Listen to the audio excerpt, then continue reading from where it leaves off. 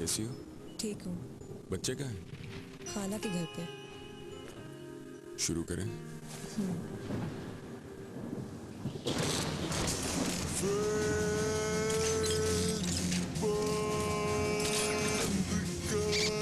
पाकिस्तान में पहली मर्तबा बेल रेफ्रिजरेटर अब बिल्ट इन स्टेबलाइजर आपके रेफ्रिजरेटर को 130 से 270 वोल्ट्स तक की फ्लक्चुएशन और शॉर्ट सर्किट में भी रखें। बेल बिल्ट इन स्टेबलाइजर्स, होती फिरे बिजली ऊपर नीचे।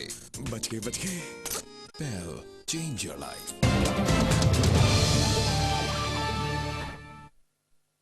जोंग ने पूरा किया तख्त भाई के अब्दुल वहाब का ख्वाब, जिनको मिला न्यू मर्सिडीज E250। मैं अल्लाह का शुक्रगुजार हूँ जिसने रमजान के दिन मुझे इतनी बड़ी खुशी दी। शुक्रिया जोंग। हर बार की तरह इस बार भी जोंग ना आपकी उम्मीदों की जुबान। जोंग।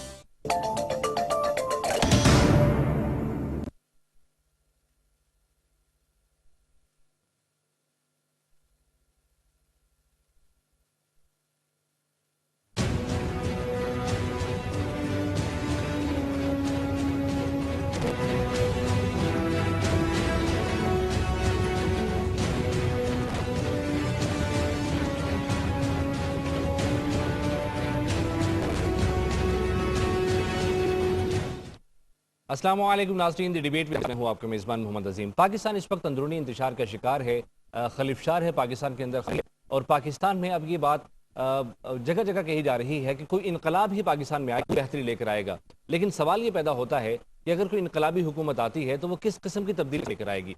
इसी पर आज के प्रोग्राम में हम बात करेंगे। हमें ज्वाइन करेंगे ज़ैद हामिद साहब। ज़ैद हामिद साहब, अगर पाकिस्तान में इनकलाब आता है तो वो इनकलाब किस किस्म की तब्दीली लेकर आएगा, या इनकलाब आ ही नहीं सकता पाकिस्तान? देखिए, बात यह है कि पाकिस्तान अब इनकलाब के दहाने पर तो खड़ा है, इसमें तो कोई ये बात तो तय हो चुकी है कि पाकिस्तान के जो मौजूदा निज़ाम है, जमहूरियत या आमरीत, पाकिस्तान के मसाइल को हल नहीं कर सकते। हमारा मसला अब सिर्फ एडमिनिस्ट्रेटिव नहीं रह गया, ये हम एक नजरियाती जंग भी लड़ रहे हैं। दुश्मन जो हमारे खिलाफ खवारिज का है, वो एक नजरियाती कुरान और सुन्नत की गलत तशरीह करके रियासत को तबाह करने की कोशिश कर रहा है। लिहाजा रियासत को भी कुरान करना पड़ेगा इन खवारिज के खिलाफ जंग करते हुए। हमारे मशरक में जो हिंदू, जो पहले अपने आप को कहते थे, अब बढ़ चढ़ कर वो एक हिंदू नजरियाती रियासत के तौर पर उभर कर सामने आए। तो अब तो पाकिस्तान में इसको कोई रोक नहीं सकता, और उम्मीद भी है इंशाअल्लाह वक्तों में एक इनकलाबी हुकूमत भी पाकिस्तान में बनेगी। अब वो किस तरह बनती है, इनकलाब किस तरह, में नहीं जाएंगे। हालात खराब होते हैं, एक सिविल डिसोबीडियंस मूवमेंट होती है, दुश्मन हमला कर, पाक फौज जरूरत समझती है, सुप्रीम कोर्ट हुक्म देती है, ये असम्बलियां तहलील होती हैं, कोई और हुकूमत बनाई जाती है।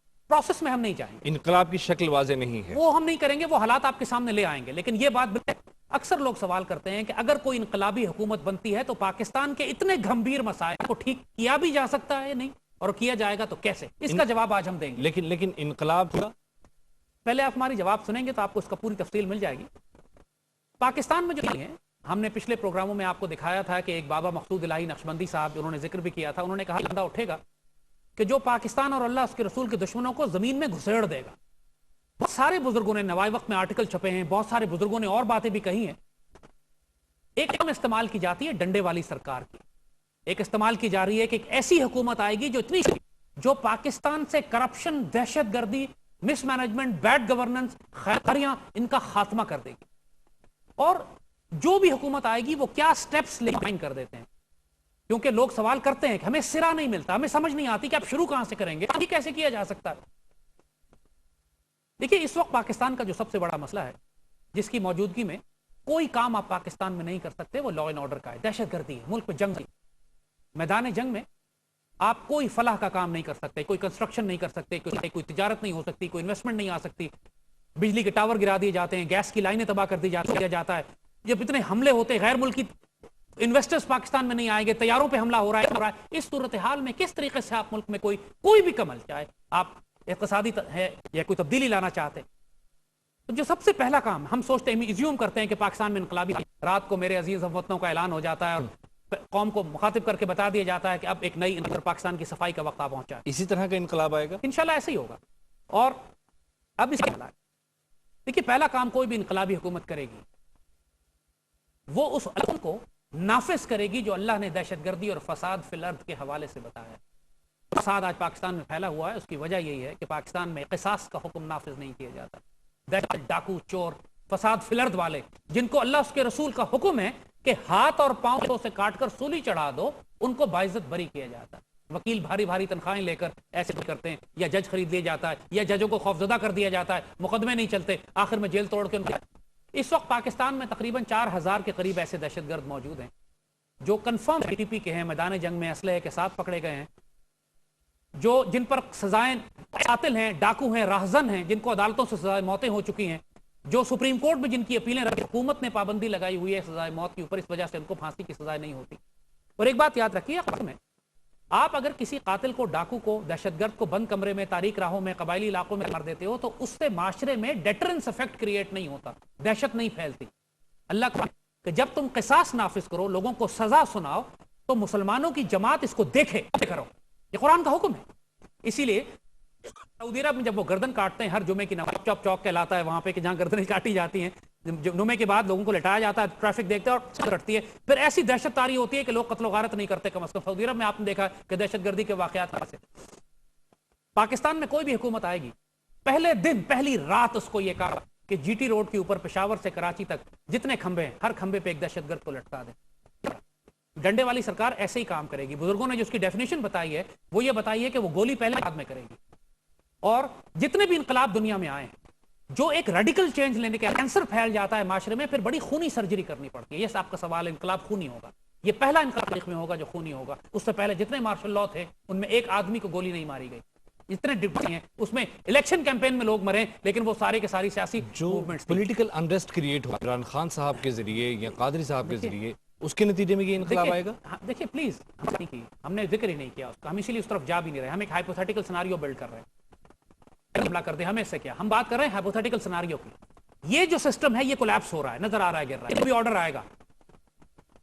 हम बात कर रहे हैं जो आएगा वो क्या करेगा, इसको अच्छी तरह समझ लीजिए। हुकूमत के मिड टर्म प्लान्स क्या होंगे, शॉर्ट टर्म प्लान्स क्या होंगे, लॉन्ग टर्म आप हमें प्लान्स बात करने देंगे तो हम आपको सुनाएंगे। पहली रात का स्टेप है वो हमने आपको बताया। जो पहली रात का स्टेप होगा कि 2-2.5 हजार आदमी पाकिस्तान जब टांग देंगे आप, तो आप उस वक्त एक डेटरेंस क्रिएट करेंगे पूरी दुनिया में। पाकिस्तानियों को एक मैसेज चला जाएगा कि दिस गवर्नमेंट मींस बिजनेस। देखिए पाकिस्तान में पहला क्रिएट में लगा था, मेरे वालिद उस वक्त फौज में थे, मार्शल लॉ ड्यूटीज भी इनको दी गई थी, यंग अफसर थे। अयूब भाई तो उस वक्त लोगों को मार्शल लॉ का पता ही नहीं था, पहली दफा मार्शल लॉ लगा। उस जमाने में पाकिस्तान में सख्त करप्शन, दोजी, गंदम, गल्ला, चीनी लोगों ने छुपाई हुई थी, हराम पैसे बड़े थे लोगों के पास। अयूब खान ने आके ऐलान कर दिया कि हम लोगों के घरों में जाएंगे और जिसके पास घर हुए हम उसको ऐसी की तैसी उसकी मार्शल लॉ फौज को फांसियां देगी। आप यकीन करेंगे कि कराची में साहिल से लोग, फौजी जाके सुबह बोरियां उठाते थे, लोग रातों को जाके साहिल पे बोरियां फेंक देते थे। फौज का ये आलम था। लोगों ने पहली दफा मार्शल लॉ देखा था, लोगों को अंदाजा नहीं था कि फौज की मार्शल लॉ करती क्या है। अयूब खान सिर्फ अपने 1 साल की गंदम आप घर में रख सकते हैं अपने पास, उसके बाद जितनी गंदम है लोग बाजार में ले आए, अगर किसी ने जखीरा अंदोजी की हम मुकदमा चला के गोली मार देंगे।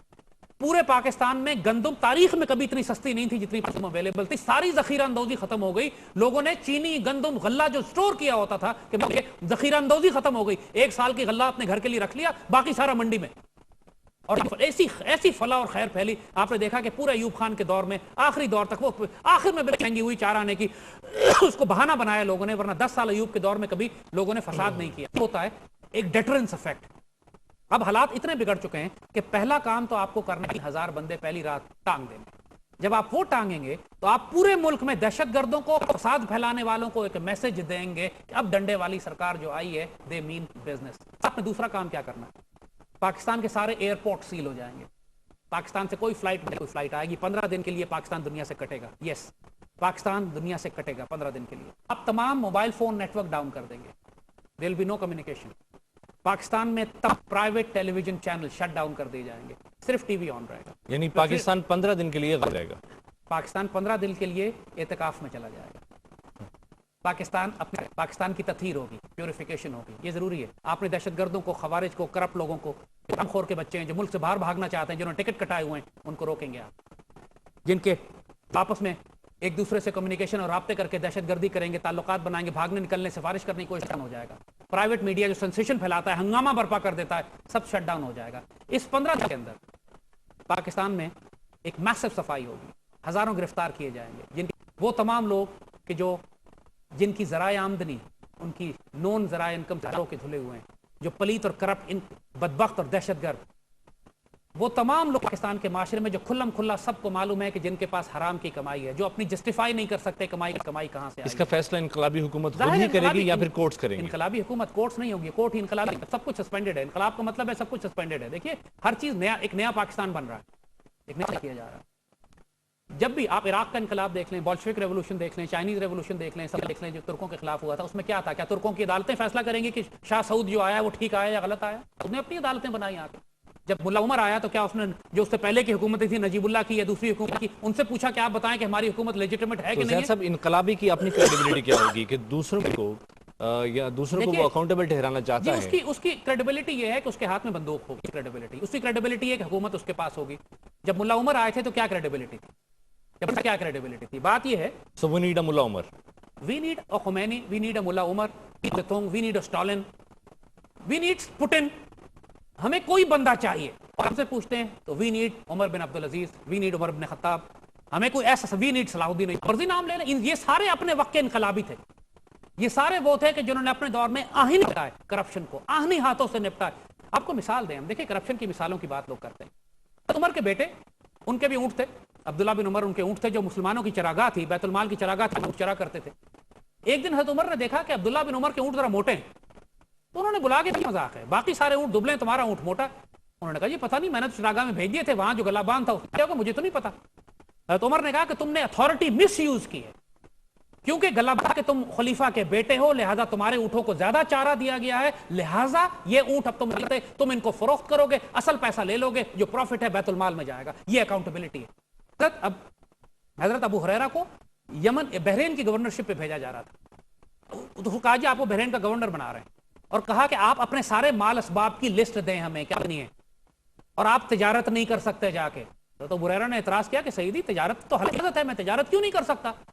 تو عمر نے فرمایا کہ اگر بادشاہ گورنر وقت کا جو گورنر ہے وہ تجارت کرے گا تو پھر دوسرے تاجر اس سے تجارت کرنا پسند کریں, اکنامک بینیفٹ زیادہ ملے گا بادشاہ سے, گورنر سے تجارت کرنے کے نتیجے میں. لہٰذا جس کو ہم اپنا گورنر وزیر بنا کے بھیجیں گے, منسٹر بنا کے بھیجیں گے, وہ تجارت بھی نہیں کر سکتا, ایک ٹیڈی پائی کر سکتے. یہ رولز ہیں اسلامک گورننس کے. اور آج اگر نواز شریف کی حکومت, نواز شریف ڈالرز کی آمدنی ہے, وہ صرف اس وجہ سے ہے کہ انہوں نے حکومت وقت کا اختیار اور طاقت استعمال کی ہے. اتفاق کرتے آج یہ دنیا میں کہاں پہنچے. زرداری نے کیا ہے, سارے ہمارے حکمران یہ کرتے ہیں, طاقت میں آتے اس لیے ہیں, پاور کو مس یوز کریں. اور پھر جہاں زیادہ ہمیں تو جمہوری حکومت کو اگر ایک طرف بھی رکھ دیا کہ فوج کا ملا عمر جیسے کردار کو پاکستان میں حکومت کرنے کی اجازت دے گی, کہ انقلاب برپا کرنے کی, پاک فوج کی بات ہی نہیں کر رہے ہیں نا, ہم نے طریقہ کار بتایا ہی نہیں ہے. اگر قائد اعظم جیسا کوئی شخص آتا ہے تو پاک فوج اس کو ریسپیکٹ کرے گی, ادب کرے گی, ہمیشہ سے کرتی رہی ہے. پاک فوج کا کوئی دماغ تو نہیں خراب ہے کہ بلا وجہ پنگے لیتی پھرے. پاک فوج زرداری اور نواز شریف جیسا اور بے نظیر جیسا آئے گا تو یس فوج کو پرابلم ہوتی ہے. لیکن اگر کوئی اقبال اور خان مل جاتا ہے پاکستان کو, ہم بات نہیں کرنا, ہم پروسیس نہیں بتا رہے. جب انارکی پھیلتی ہے, کیوس ہوتا ہے, تاریخ پر مثالیں ایسی ہیں کہ لوگ خود اٹھ کے جاتے ہیں اور اللہ کے بندوں سے کہتے ہیں, کبھی صلاح الدین ایوبی کو لے کر آ گئے, کبھی عمر بن عبدالعزیز, کبھی ٹیپو سلطان, جو اللہ کا بندہ کھڑا ہوتا ہے اس وقت وہ مسلمانوں کے قائد بن جاتا ہے. جب اتنی بڑے قیامت اب ٹوٹنے والی ہے ملک و قوم کے اوپر کہ سارے آپ کو جو لوگ اس وقت جو ایکسپلائٹ کرتے ہیں ملک کو نظر کرنے, اگر قیامت نہ ٹوٹی تو انقلاب نہیں آئے گا. آپ دیکھ لیں گے جو ہونے جا رہا ہے. ہم آپ کو کہنا کہ ہم طریقہ بتا رہے ہیں, آپ کو صرف ایک یہ بتا رہے ہیں کہ پاکستان کو ٹھیک کرنا ہے تو یہ طریقہ ہے, اور جو بھی پاکستان کو ٹھیک کرے گا, اگر اس کے علاوہ کوئی طریقہ کرے گا تو ٹھیک نہیں کرے گا, اسی کرپٹ سسٹم کو آگے چلائے گا. پہلی آپ کو لٹکانا ہے دہشت گردوں کو, آپ نے ملک میں قصاص نافذ کرنا ہے, قرآن کا حکم ہے, سیدھا سا دیں اور پبلک ڈسپلے کریں. پھر آپ پورا پاکستان سیل کریں, کرپٹ اور چوروں کو گرا تمام. آپ پاکستان کے اندر وہ تمام لوگوں سے کہیں کہ جو آمدنی تمہارے پاس ہے, جو کرپٹ لوگ ہیں, جو پاکستان کی بات ہم نہیں کر رہے, جو پاکستان کی اشرافیہ ایلیٹ ہے, ان سے کہیں اپنی ذرائع آمدنی اس کی سکیورٹی کیسے ہوگی؟ بہت جا جائے گا نا, زرداری سے پوچھ لیں پیسے کہاں سے آئے, تو سورس آف آمدنی کیا ہے. ظاہر ہے وہ کوئی ہل چلا کر اتنے سارے محل اتنے بڑے بڑے پیلس تو نہیں بنائے نا, کوئی بڑی بات نہیں ہے, ہر انسان کو معلوم ہے.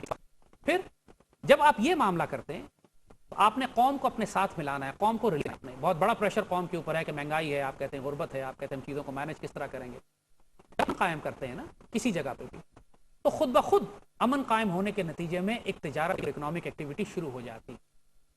حکومت وقت کو ایک کام اور کرنا ہے, میں جتنے ٹیکسز ہیں لوگوں کے اوپر, خاص طور پر انکم ٹیکس اور سیلز ٹیکس, یہ ختم امیجیٹ کرتے ہیں. اس بات کا سوال بعد میں کیجیے گا کہ حکومت کی آمدنی پھر کہاں سے آئے گی, اس کو ختم کرتے ہیں اوور نائٹ. ٹیکسز ختم کرتے ہیں تو آپ کی ہر چیز جو پاکستان میں ہے اس کے ریٹ 30-40 پیٹرول کا 100 لیٹر اگر آپ آج استعمال کرتے ہیں تو اس میں میں سے 50 روپے تقریباً ٹیکسز ہیں, 50 روپے پڑتا ہے آپ کو, 50-60 روپے ٹیکسز ہیں. اور جو پیٹرول آپ گاڑیوں میں استعمال کرتے ہیں, جتنا فیول آپ امپورٹ 90% آپ استعمال کرتے ہیں, 90% استعمال کرتے ہیں آپ انڈسٹری میں, بجلی بنانے کے لیے, آرم فورسز استعمال کرتی ہیں, PIS. جو کاروں موٹر سائیکلوں پہ پیٹرول استعمال ہوتا ہے نا, وہ 5% بھی نہیں ہے. اور اس 5% پیٹرول پہ آپ ٹیکس معاف کر سکتے ہیں, ختم کر سکتے ہیں. تو موٹر سائیکل والے کو, غریب اخبار بیچنے والے کو, رکشہ اگر 50 روپے پیٹرول ملنا شروع ہو جائے تو سوچیے اس کی آمدنی کتنا بڑھ جائے گی. اور کوئی حکومت جو یہ کہتا ہے قوم اس کے ساتھ کھڑی ہوگی یا اس کے خلاف نکل کے سڑکوں پہ آ جائے گی. جو بھی پہلے اس کو قوم کو اپنے ساتھ میں لانا ہے. جس لمحے آپ قوم کو یہ ریلیف دیں گے, جتنی مڈل کلاس اس پہ انکم ٹیکس ختم کر دیں. ایک میجر کے رینک کا افسر یا ایک 18 گریڈ یا 19 گریڈ کے افسر جو سرکار میں کہا کہ مہینے کی تنخواہ سے 10-12 ہزار روپے بڑھ جائیں گے کیونکہ انکم ٹیکس معاف ہو جائے گا. 18 کروڑ میں 13 لاکھ لوگ دیتے ہیں, اس میں سے 7-8 لاکھ تو گورنمنٹ امپلائیز ہیں, باقی تھوڑے بہت اوپر کے لوگ ہیں. تو یہ میں ویسے ہی حرام ٹیکس ہے. جو ٹیکس جو آپ 18 کروڑ عوام سے نہیں لے سکتے, آپ 12-13 لاکھ لوگوں کا خون, یہ مڈل کلاس ہے جو ملک چلاتی ہے. زید صاحب, سوال تو پھر پیدا ہوتا ہے کہ اگر گورنمنٹ نے ٹیکس کا اتنا بڑا ریلیف دیا, ریونیو کہاں سے ہم اس پہ آئیں گے, ہماری بات پوری کرنے دیجیے نا. فی الحال ہم وہ سٹیپس بتا رہے ہیں گورنمنٹ کے کہ جو گورنمنٹ نے, آپ نے دہشت گردی کا خاتمہ کیا, آپ نے جتنے ڈاکو ڈکیت چور تھے ان کے بھاگ کیے اور ان سب کو گرفتار کر کے کہا کہ اکاؤنٹیبلٹی, تم سارے MNAs اور MPs یہ تو پھنسیں گے سارے, ان کو سامنے لے کر آؤ. آپ نے قوم کو سب سے پہلے ریلیف دیا. جس لمحے آپ پیٹرول کا اور ٹیکس کا ریلیف دیا, حساب لگا لیں کہ کتنے آپ کا ریونیو کم ہوگا.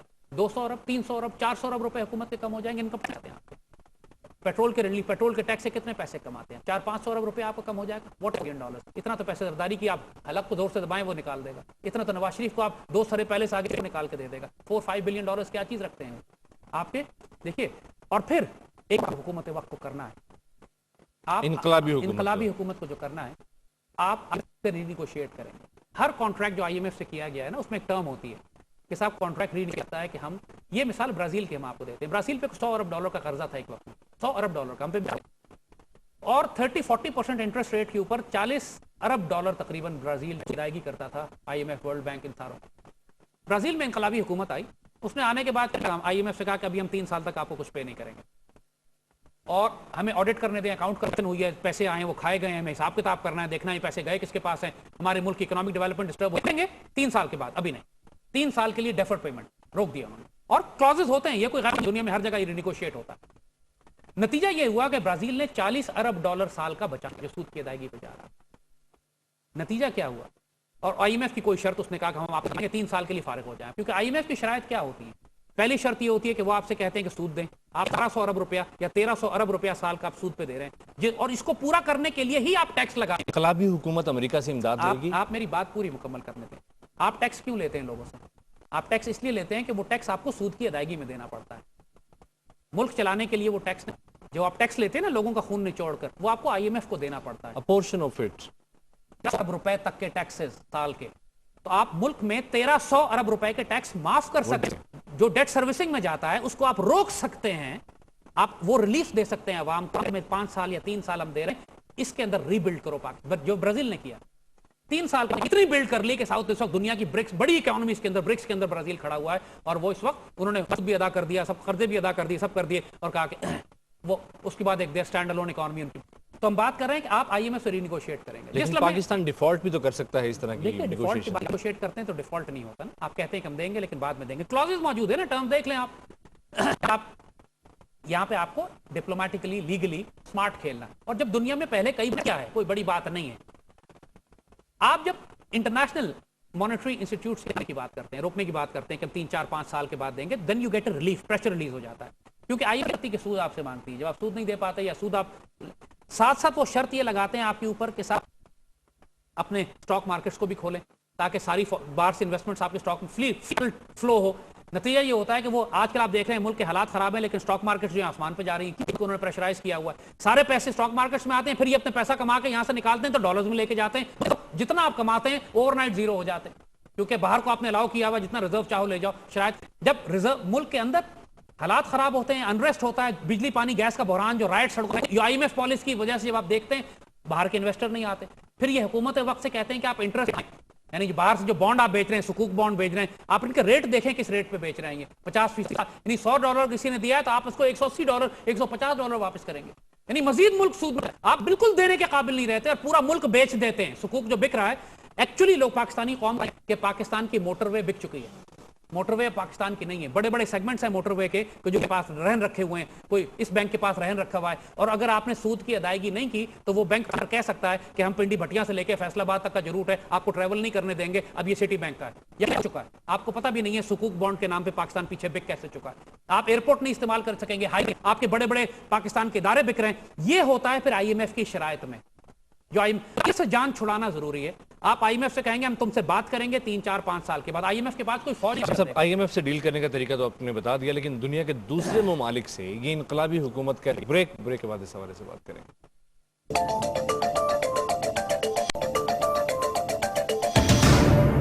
بریک کے بعد ڈیبیٹ ود زید حامد میں ایک بار پھر سے آپ کو خوش آمدید کہتے ہیں. زید حامد صاحب, انقلابی حکومت دنیا کے ساتھ کیسے لگی, کیا دنیا اس انقلابی حکومت کو ایکسپٹ کر لے گی؟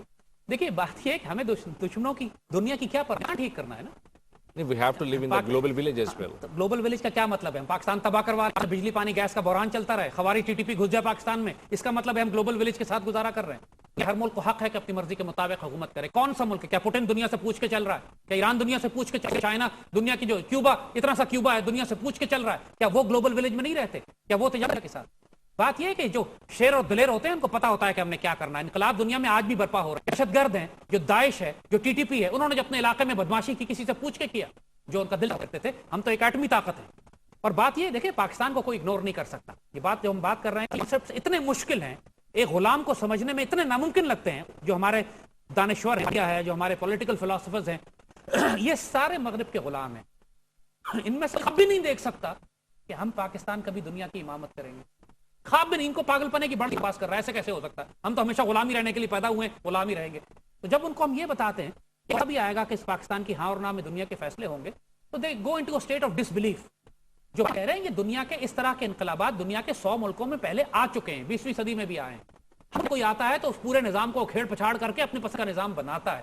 اور یہ کوئی غیر معمولی باتیں ہم نہیں کرتے. دہشت گردوں کو پھانسی دینا ہے, جو کرپٹ لوگ ہیں ان سے دولت نکلوانی ہے, واپس لوٹی بھی اربوں کم از کم 2-2.5 ہزار ارب روپیہ تو آپ صرف پاکستان کے پولیٹیشین سے ہی برآمد کر سکتے ہیں. اس کے 200 ارب ڈالر کو تو چھوڑ دیں, اس کی تو بات ہم بعد میں کریں گے. جب آپ پاکستان ٹیکسز معاف کرتے ہیں, آئی ایم ایف سے ری نیگوشیٹ کرتے ہیں کہ سود کی ادائیگی ہم نہیں کریں گے, تو پاکستان بہت بڑا ایک ریلیف ملتا ہے قوم کو اور عوام کو. اب سوال اس کے بعد یہ پیدا ہوتا ہے, ہو جاتی ہے لوگوں کے پاس بائنگ پاور آ جاتی ہے. آپ کو کوئی ضروری نہیں کہ تنخواہیں بڑھائیں, ٹیکس ختم, تنخواہ میں ہر آدمی کی تنخواہ میں کئی ہزار روپے کا اضافہ ہو جائے گا. موٹر سائیکل والا, رکشے والا, اس کی آمدنی ڈبل ہو جائے گی, ٹیکسز معاف کر دیں گے. جتنے فالتو ٹیکسز ہیں پاکستان کے اندر, کھانے پینے کی چیزوں کے اوپر, سیلز ٹیکس, پیٹرول, فیول, سب ختم کر دیں آپ. اس کے بعد شارٹ ٹرم میں آپ کو ڈیفینیٹلی ایران سے بجلی لینا. ایران سے بجلی لینے کا مطلب یہ ہے کہ ایران گیس سے بجلی بناتا ہے, آپ پیٹرول اور ڈیزل سے بجلی بناتے ہیں. قیمتوں میں 4 گنا فرق ہے, 5 گنا فرق ہے. جب ایران آپ کو 20,000 میگا واٹ بجلی, آپ جب ایران سے بجلی لے کر آئیں گے تو آپ کی اوور نائٹ, جب تک کہ ہم اپنی بجلی کی کیپیسٹی نہ پیدا کریں, جس سے جائیں گے میں 3 سال لگ جائیں گے, تو آپ ہمسائے سے امپورٹ کر لیں, کوئی بڑی بات نہیں ہے. ایران سے آپ امپورٹ. اور پھر سوال یہ پیدا ہوتا ہے کہ پاکستان حکومت جب ٹیکسز نہیں لے رہی, ہم نے عرض کیا کہ ایک حکومت کو ٹیکس ویسے ہی نہیں لینے پڑیں گے کہ جب آپ سود کی ادائیگی روکیں گے 3-4-5 سال کے لیے. اور صرف بھارت سے ملے تو وہاں سے لے لیں. بھارت کے ساتھ تو آپ کی جنگ آنے والی ہے, سستی بجلی کا سوال نہیں ہے, وہ تو فیکٹ. بھی انقلابی حکومت ہوگی, ہم اس پہ آئیں گے آنے والے وقتوں میں, اس کو انڈیا کو فیس آف کرنا پڑے گا. اب ٹائم دیں اس معاملے میں. ایران سے آپ کو بجلی, because that is your secure and. Iran سے آپ کی کوئی جنگ نہیں ہے, آپ اپنی انرجی لے سکتے ہیں. ایران سے آپ کو سستا فیول بھی مل سکتا ہے, سعودی عرب اور قطر اور بحرین سے بھی آپ اس پہ بھی آپ فیول لے سکتے ہیں. پھر اب آتا ہے سوال کہ پاکستان حکومت اپنے خرچے کیسے پورے کرے گی. آپ نے ایک پیسے آپ کو چاہیے, اس کے لیے آپ کو سود کی ادائیگی پہ سکوک بانڈز بیچنے کی, ملک کی کے نام پہ ملک کے ریاستی اداروں کو فروخت کرنے کی ضرورت نہیں ہے. اللہ تعالیٰ نے جو آپ کو ریکوڈیک اور سٹینڈک اور گیس کے ریزرو دیے ہیں, اس پر انٹرنیشنل پارٹنرشپس ہو سکتی ہیں. انٹرنیشنل پارٹنرشپس ہو سکتی ہیں کہ آپ چائنا سے بات کریں, ترکی سے بات کریں, مسلمان ملکوں سے بات کریں کہ آؤ انویسٹمنٹس کرتے ہیں. ریکوڈک پہ ہم 60-30 70-30 شیئر کر لیں گے, 30 تمہارا انویسٹمنٹ تم لے کر آؤ, زمین ہماری ہے, اور وہ چوز ہوگا, لہذا اس کے ساتھ شیئر کرتے بھی آپ کو تکلیف نہیں ہوگی. کوئی ایسا 500 سے $6 کا سونا, $600 billion worth of gold Reko Diq میں زمین پہ رکھا ہوا ہے. کتنی تھیں, آپ کو $100 ارب کیش دینے پہ تیار تھی. وہ کہتی ہم پاکستان کو $1 سال کا دیں گے, 5 سال کے اندر ہم آپ کو $10 ارب ادا کریں گے, بلکہ ہم $10 ارب سال کا دیں گے. یعنی تقریباً ان کا یہ تھا کہ $10 ارب ہم دیں گے اور 10 سال کے اندر ہم $100 ارب. یعنی ایکچولی ریکوڈک کے لیے 10-12 ارب آپ کو سال کا وہ دینے کو تیار تھے. جب یہ $1 دے رہا ہے تو اس کا مطلب ہے کہ سونا وہاں سے وہ $100 ارب کا نکالے گا. آپ راتوں رات اس ایگریمنٹس کر کے ایران کے ساتھ، ترکی کے ساتھ، چائنا کے ساتھ بھی ایون بے شک کر لیں، دوست ملک ہے، آپ ملکوں کے ساتھ انویسٹرز، انٹرنیشنل انویسٹرز کنسورشیم بنا لیں، اور لیکن اس کو مسلمانوں کے اندر لمٹ رکھا، منافع جو ہے مسلمانوں میں جائے گا، پیسے بہت ہیں مسلمانوں کے پاس، ریکوڈک کے لیے سب لے کر آئیں گے۔ سوچیں کہ اگر $30 کا آپ ایک فنڈ بنا لیتے ہیں گولڈ ریزرو کو کولیٹرل رکھ کے، تو بھئی یہ گولڈ ریزرو ہمارے پاس ہیں، یہ آپ کی ملکیت ہوگی، آپ کے شیئرز ہوں گے اس کے اندر، کیش نقد تو آپ کے ہاتھ میں اوور نائٹ آ جائے گا۔ اور جب ہاتھ میں آتا ہے، پاکستان کا بجٹ 30-35 ارب ڈالر ہے، آپ کو اگر سال 2 سال کا بجٹ پیسے بھی آپ اس میں، تو پھر آپ کو اپنی قوم پر ٹیکس لگانے کی ضرورت نہیں ہے جیسے سعودی عرب کرتا ہے۔ اس پیریڈ کو آپ استعمال کریں گے گیس کے ذخیرے نکالنے کے لیے، آپ ڈیولپ کریں گے انفراسٹرکچر کو، آپ انوائٹ کریں گے انویسٹمنٹ کو، آپ بنائیں، بجلی آئے گی ملک میں، پہیا چلے گا کاروبار اور انڈسٹری کا، آپ مڈل کلاس کو ریلیف دیں گے، غریب کلاس کو، اپر کلاس سے لوٹی ہوئی دولت واپس لائیں گے۔ اس اسٹیٹ پر آپ جائیں گے سوئٹزرلینڈ، جس طرح انڈیا نے کیا، نریندر مودی پوری ٹیم بھیجی ہے سوئٹزرلینڈ، اور وہاں پہ ان کے 400-500 ارب ڈالر ہیں جو انڈیا کے رکھے ہوئے ہیں، ہمارے بھی 2 ڈالر رکھے ہوئے ہیں۔ پھر سوئٹزرلینڈ سے بات کریں، نکالو لسٹیں ان کا وقتوں کی، جن کو، اور پھر ان کے حلق پکڑے یہاں سے کو نکالو۔ دیکھیے جب آپ 4-5 کرپٹ لوگوں کو گولیاں ماریں گے، یہ کرپٹ دلباز نہیں ہوتے، سرفروش نہیں ہوتے کہ پیسے کی خاطر یہ جان دے دیں۔ وہ ایک لطیفہ ہے، کسی نے کہا کہ ایک ڈاکو نے پکڑا چلتے ہوئے پوچھا کہ جان دیتے ہو یا مال؟ اس نے کہا جان لے لو، مال میں نے بڑھاپے کے لیے رکھا ہوا ہے۔ ہوتا ہے ان لوگوں کے ساتھ، یہ جان دینے والے لوگ نہیں ہیں۔ ایران میں پچھلے دنوں، ابھی پچھلے مہینے کی بات ہے، ارب پتی آدمی جس نے ایران کے تیل اور گیس کی کمپنیوں کے اندر 2-2.5 ارب ڈالر کی، ایران نے اس کو چوک پہ گولی ماری، ایسا فارغ کیا۔ نتیجہ یہ ہے کہ ایران میں کوئی جرت نہیں کر سکتا کرپشن کرنے کی۔ آپ چائنا کے اندر جس آدمی کو سڑکیں بنانے کا ٹھیکہ دیا گیا، اس نے سڑکیں ٹوٹ گئی، ماؤ زے تونگ نے اس ٹھیکیدار اور اس مالک کو سڑک پہ لٹایا، اوپر بلڈوزر چلا دیا، جو گیا وہ آدمی، اس کے بعد پورے چائنا میں سڑکیں ٹھیک بنتی تھی۔ بات یہ کہ یہ کرنا پڑے گا۔ جو آپ پاکستان نون کرپٹ آدمی، جو نون کرپٹ ہے، جو ہر طرح سے جن کے بارے میں فیصلہ ہو چکا ہے، ان کو اسلام آباد کی، لاہور کے، پنڈی کے چوکوں پہ پھانسی لٹکا دیں، اور اس کے بعد اعلان کر دیں ایوب خان کی طرح کرپشن کیا ہے، خود پیسے لے کر آ جائے واپس۔ اگر ہم نے تلاش کر لیا تو ہم اس کے پورے خاندان کو دربدر کر دیں گے، لٹکائیں گے۔ یقین کریں آپ کو کم از کم 100-200 ارب ڈالر لوگ گھر پہ لائیں گے، لیکن ڈنڈے والی سرکار چاہیے۔ آپ کو 5 آدمیوں کو پھانسی دینی ہے، 5 ایسے آدمی جو سمجھتے تھے کہ لگا سکتا، ہمیں کوئی ٹچ نہیں کر سکتا۔ میں مثال دیتا ہوں ایڈمرل منصور الحق کی، پاکستان نیوی کا چیف، پوری نیوی بیچ دی اس نے، اور آپ نے پلی بارگین کر لی۔ پلی بارگین کا کیا مطلب ہے؟ اچھا تم نے ملک کا دفاع بیچ دیا، ملک کے آبرو بیچ دیے، تم نے 20 ارب ڈالر کمائے، 2 ارب ڈالر دے دو، ہم تمہاری جان چھوڑ دیتے ہیں۔ جن لوگوں سے پلی بارگین کی ہے ماضی میں آپ نے، ان کو پھانسیاں لٹکا دیں۔ سے کہیں جن سے NRO کے فیصلے کیے ہیں، ان کے ٹاپ بڑے بڑے 10-12 اٹھائیں، پھانسیاں ٹانگ دیں۔ اس کے بچہ لوگوں سے کہ پیسے لاتے ہو یا ہم پہنچے تمہارے گھر۔ اور جس نے NRO کی ڈیل کرائی، جس میں شامل تھا، اس کو بھی پھانسی دے دیں۔ مشرف کو بھی لٹکا دیں، زرداری کو بھی لٹکا دیں، نواز شریف کو بھی لٹکا دیں، اسفندیار ولی کو، فضل الرحمان کو، میں دعائیں دوں گا۔ نہیں، یہ تو انقلابی لٹکائے گا۔ انقلابی لٹکا دیں، مجھے کوئی پرابلم نہیں، لیکن کرنا یہی پڑے گا۔ آپ کو پولیٹیشین لٹکانے پڑیں گے۔ آپ لکھ کے دیا ہے کہ پاکستان کے دہشت گرد میڈیا میں، پاکستان کی میڈیا میں انڈین ایلیمنٹس موجود ہیں۔ آپ 10 آدمی پکڑیں جو کھلم کھلا انڈین ایجنٹس ہیں، جن کے خلاف کیسز ہیں، جن کے بارے میں آرمی لکھ کے دے چکی ہے، جن کے انقلابی عدالت ان کا فیصلہ کرے، ان کو چوکوں پہ لٹکا دے۔ پاکستان کا پورا میڈیا سیدھا ہو جائے گا۔ اس میں جو ریٹائرڈ جنرلز ہیں ان کو بھی لٹکایا جا آپ سکتا ہے۔ سب کو لٹکائیں، کسی کا لحاظ نہ کریں، کسی کو نہ چھوڑیں، کرنا پڑے گا نا۔ آپ نے ترکی میں اب جو اردوغان کی حکومت آئی ہے، اس نے سارے پرانے فوجی جرنیل جو سیکولر تھے، ہمارے ساتھ مل کے اسلامی حکومت کے خلاف کو کرتے تھے، سب کو اندر کر دیا، کر دیں آپ بھی۔ کرپشن معاف نہیں ہوگی۔ جب آپ دیکھیں شروع کرتے ہیں اوپر سے، جب آپ زرداری کو پکڑیں گے، نواز شریف کو پکڑیں گے، اسفندیار ولی کو پکڑیں گے، الطاف، پھر آپ نیچے جس پہ ہاتھ ڈال دیں کوئی اعتراض نہیں کرے گا۔ ہمارے ملک میں سائیکل چور، رکشہ چور کو تو جو ملک فروخت کر دے، نیوی فروخت کر دے، پورا ملک فروخت کر دے، اس کو آپ صدر بنا دیتے ہیں، آنر دے کے رخصت کرتے ہیں، زرداری کو جیسے کیا آپ نے، اس کو NRO سے معاف کرتے ہیں۔ بات یہ ہے کہ آپ جب یہ کریں گے نا تو پھر پیسے کی کمی نہیں ہے، اتنا پیسہ ہوگا کہ آپ پیسہ لے کے پھریں گے، آپ کو سمجھ نہیں آئے گی ہم اس کو کہاں لگائیں۔ تو یہ انقلابی حکومت کب تک رہے گی پاکستان میں؟ دیکھیے انقلابی حکومت یہ کام کرے گی نا، پھر تو میرا خیال ہے کہ لوگ خود اس کو کہیں گے کہ تم 100 سال رہو، ان پالیسیز کو چلاتے رہو۔ بات یہ ہے کہ ظاہر انقلابی حکومت کو آ کر پاکستان میں ایک نظام قائم کرنا، پاکستان میں اس نے پولیٹیکل اور جوڈیشل سسٹم، پاکستان میں عدل کا نظام ٹھیک کرنا، پاکستان میں ایجوکیشن سسٹم کو ٹھیک کرنا، پاکستان میں سوشل جسٹس قائم کرنا، ساتھ قائم کرنی ہے، عدالتیں قائم کرنا ہے۔ یہ نہیں ہونا چاہیے کہ ایک آدمی BMW میں بیٹھا ہوا ہے 2 کروڑ کی، دروازے کے باہر 100 آدمی کھڑے ہو کے شیشے پہ نوک کر کے کہہ رہے ہیں کہ میں ایک وقت کی روٹی دے دو۔ یہ جو دولت کی غیر منصفانہ یہ ختم کرنی ہے۔ یہ نہیں ہونا چاہیے پھر آپ کے معاشرے میں کہ جو سیدی رسول اللہ نے فرمایا پہلے قومیں اس لیے تباہ ہوئی کہ جب کوئی امیر آدمی ظلم کرتا تھا تو اس کو معاف کر دیا جاتا تھا، جب کوئی غریب ظلم تو سزائیں دی جاتی تھی۔ عدل ہوگا تو پھر بے لاگ ہوگا, دروازے پہ ہوگا, مفت ہوگا, فوری ہوگا اور آئے گا. یہ ہوتا ہے عدل. یہ انقلابی حکومت کرے گی, یہی کرنا ہوگا, ورنہ وہ چلے گی نہیں, ورنہ اس کے خلاف بغاوت ہوگی. اگر انقلابی حکومت یہ اعمال کرتی ہے جو ہم آپ کو بتا رہے ہیں, یقین کیجئے گا پاکستان اس کے علاوہ ٹھیک نہیں. ابھی ہم نے کیا یہ وہ چیزیں ہیں جو ہم بتا رہے ہیں جس کو کہتے ہیں اسٹریٹجک انٹرونشن. ابھی ہم نے جوڈیشل سسٹم چینج نہیں کیا, سسٹم چینج نہیں کیا. یہ صرف گورننس اور ایڈمنسٹریٹو ایشوز ہیں جن کی ہم بات کر رہے ہیں. یہ کوئی بھی کوئی بھی انقلابی حکومت کر سکتی ہے بغیر سسٹم کو اکھاڑے پچھاڑے. یعنی ابھی ہم وہ ٹھیک ہے بات, جس طرح سسٹم کو ٹھیک کرنے کی بات ہے, تو لیاقت علی خان کو جو مشورہ محمد اسد نے دیا تھا, لیوپولڈ ویس, انہوں نے جو پاکستان کے تمام اسکولوں میں 1 سال کی چھٹی کر دیں. بچوں کو گدھا بنانے سے بہتر ہے کہ گھر بٹھا دیں, ان کو جو پڑھا سکتے ہو, اور 1 سال کے اندر آپ پورا کریکولم ریوائز کریں, نئے استاد تیار کریں, ایجوکیشن سسٹم بنائیں, اور جب 1 سال کے بعد اسکول کھلیں گے تو ہم ایک نئی انقلابی نسل تیار کریں گے جو آئندہ آنے والی صدیوں میں.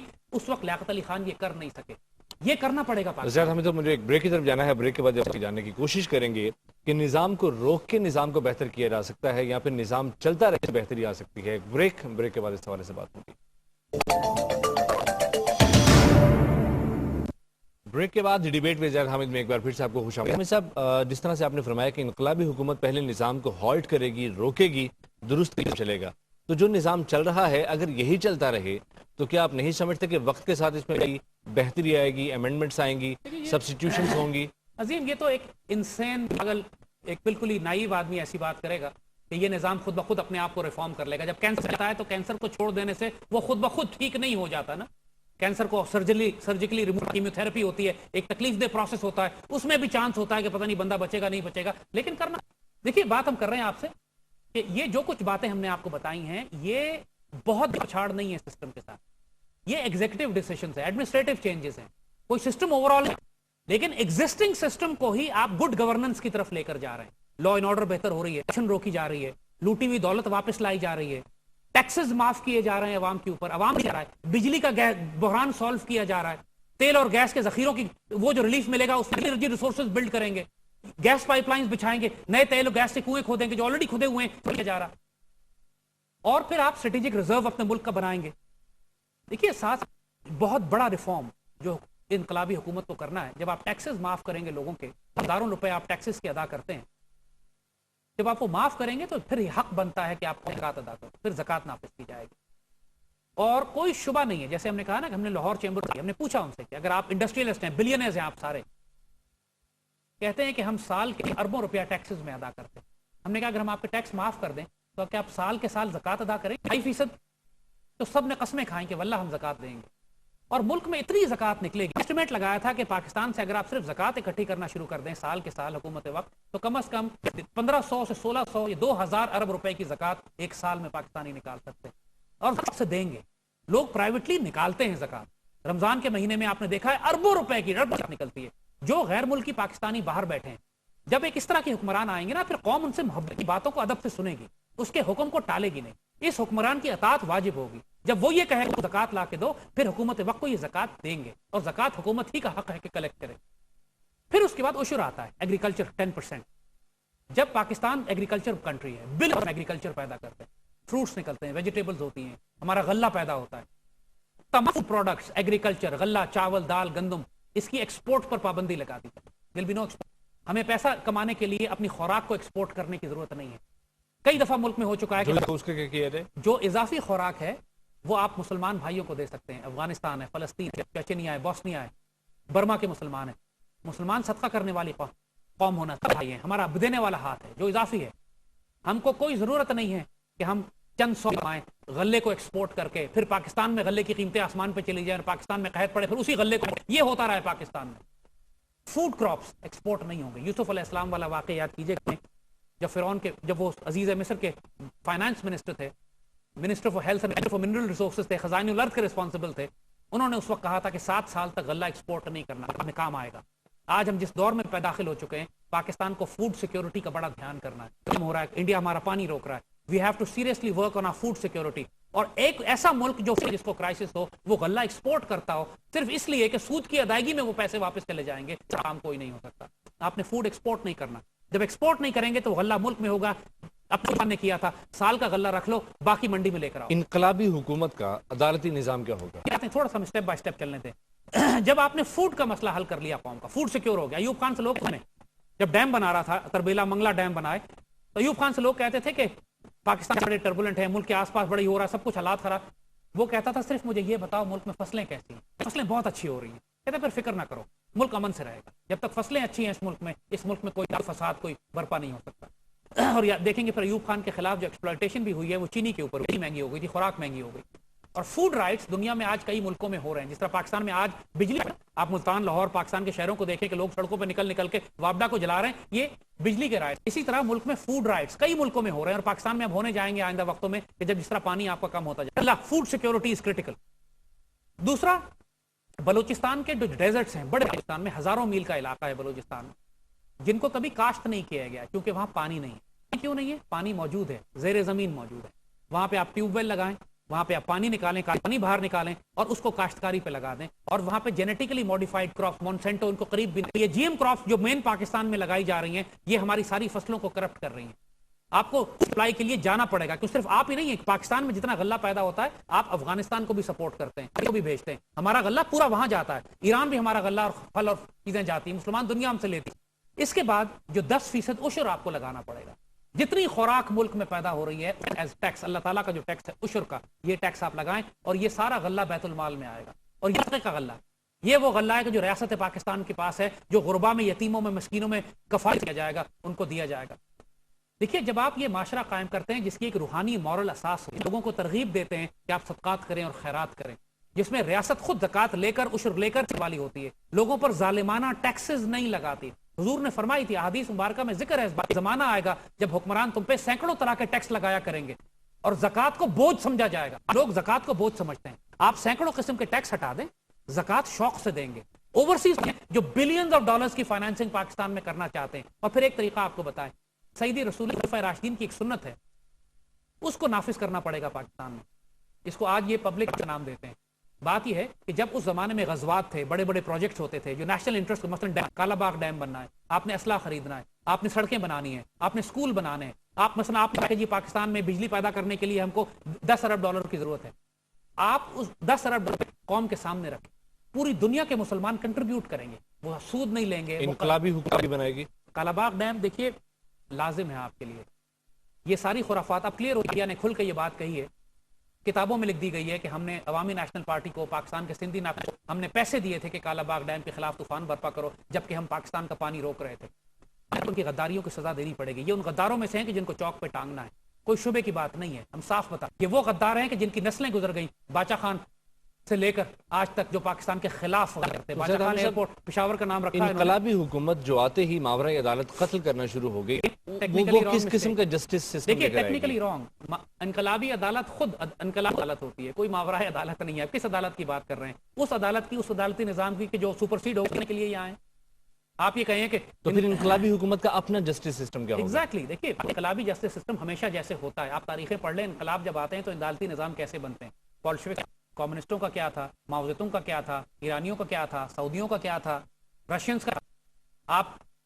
آپ وہ جو سو کالڈ اتحادیوں نے نورمبرگ ٹرائل کیا, وہ کس قسم کا ٹرائل تھا کہ جب سیکنڈ ورلڈ وار ختم ہوئی تو سارے جرمنی کے انہوں نے بڑے بڑے بکراتوں کو بٹھا کے مقدمہ کیا. ورڈ آف ماؤتھ سے فیصلے ہوں گے. جو آپ یہ نہیں بات ہم کر رہے ہیں, ایویڈنس سب کے خلاف موجود ہے. بات یہ کہ فیصلے آپ مجھے بتائیے کیا پاکستان کے جو کرپٹ حکمران ہیں کیا ان کے خلاف ایویڈنس نہیں ہے آپ کے پاس؟ ہم بات صرف سپیڈ کی کر رہے ہیں, ایویڈنس یہ نہیں کہہ رہے. کبھی پاسبل نہیں ہے کہ شریعت میں بغیر ایویڈنس فیصلہ ہو. قتل کے مقدمات 2 منٹ میں فیصلہ, اثر کی نماز کے لیے کھڑے ہوئے ہیں, قاتل سامنے آیا ہے, مقتول کے ورثہ وہی فیصلہ اثر کی نماز سے پہلے, جماعت کرانے سے پہلے فیصلہ کر دیا, لے جاؤ فارغ کر دو. کتنی دیر لگی؟ اس کے خلاف کام ہوا نہیں, جسٹس کے مطابق ہوا, این مطابق ہوا. ڈیلے کرنا جو ہے وہ جسٹس کے خلاف ہے. جتنے سال لگ جائیں, جتنے سال لگیں اتنا اچھا ہے, کیونکہ وکیل کی تنخواہ لگتی ہے. کے مطابق کام ہو رہا ہے. جہنم میں گیا پروسیجر اپنے باپ سمیت. ہمیں عدل چاہیے, پروسیجر نہیں. انقلابی حکومت کا تعلقات کیسے ہوں گے؟ جنگ کرے گی, صاف صاف بلا وجہ جنگ کریں گے. جنگ ہے بلا وجہ کیا مطلب ہے؟ وہ پانی روک لیں آپ کا بلا وجہ ہے, وہ پاکستان پہ حملہ کر دیں بلا وجہ ہے. اس بلا وجہ کا کیا مطلب ہے؟ بات یہ ہے کہ انڈیا جنگ کرے گا آپ سے, دفاع میں جو بہتر کارروائی ہے وہ کرے گا, وقت کے مطابق فیصلہ کرے گا. ڈیفینسو رہے گا جو نہیں, کوئی ضروری نہیں. اسرائیل کا ڈیفینسو رہتا ہے, انڈیا ڈیفینسو. انڈیا تو پریمپٹیو ڈاکٹرن کی بات کر رہا ہے. کولڈ سٹارٹ کو ڈیفینسو ڈاکٹرن تھی. انڈین کولڈ سٹارٹ پہ تو اعتراض نہیں کیا ہمارے کسی بکرات نے. وہ تو وہ کہتے ہیں کہ ہم بغیر نوٹس کے پاکستان پر حملہ کریں گے.